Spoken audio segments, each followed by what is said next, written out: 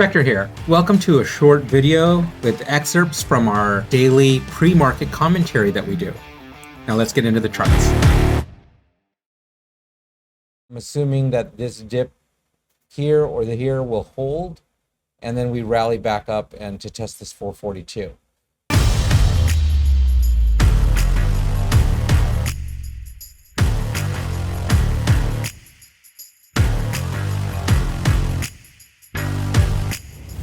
If it clears 333 with some volume, I'll have to join some long because I do think it can just start a steady squeeze trend kind of like this and just go up into the 350.